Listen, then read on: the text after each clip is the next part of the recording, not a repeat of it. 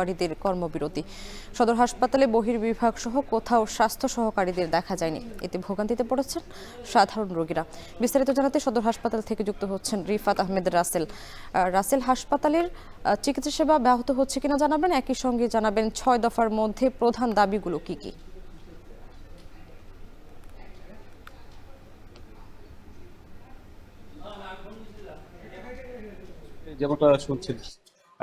যেমনটা শুনছিলেন আসলে নেত্রকোনায় যে সকল স্বাস্থ্যকর্মী রয়েছে, অর্থাৎ সম্মিলিত টিকা কার্যক্রম পরিচালনা করেন যে সকল স্বাস্থ্যকর্মীরা, তারাই কিন্তু আজ থেকে পূর্ব ঘোষিত কিন্তু কর্মবিরতি ঘোষণা করেছেন।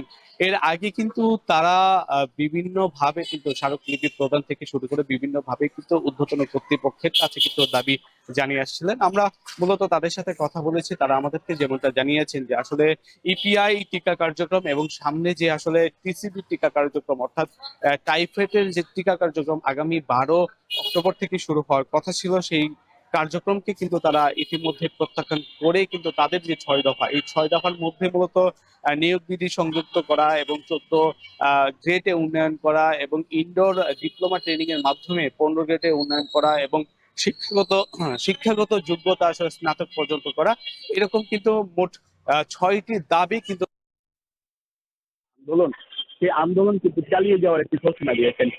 সাথে আমরা তার সাথে কথা, যারা আন্দোলন করছিলেন তাদের সাথে কথা বলেছিলেন, তারা আমাদেরকে আরো যেমনটা জানিয়েছেন আসলে তাদের সাথে কথা বলেছিলাম, তারা আমাদেরকে আরো যেমনটা জানিয়েছেন আসলে একেবারে গ্রাম পর্যায়ের এই যে সকল স্বাস্থ্য কর্মীরা রয়েছেন, তারা কিন্তু একেবারে গ্রাম পর্যায়ে টিকা কার্যক্রম পরিচালনা করে থাকেন এবং টিকা কার্যক্রমের মতো গুরুত্বপূর্ণ কার্যক্রমগুলোতে আসলে তাদের যে পরিশ্রম, সেই পরিশ্রমের কথা যারা ঊর্ধ্বতন কর্তৃপক্ষ রয়েছে তারা কিন্তু বিবেচনা না করেই প্রতিনিয়তই কিন্তু তাদের যে দাবিগুলো রয়েছে, সেই দাবিগুলো কিন্তু তারা দেখেও না দেখার ভান করেছে, এমন কিন্তু অভিযোগ রয়েছে। তাই তাদের যে 6 দফা দাবি রয়েছে, সেই দাবিগুলো কিন্তু তারা গুরুত্বের সাথে ঊর্ধ্বতন কর্তৃপক্ষকে দেখার কিন্তু দাবি জানিয়ে আসছেন।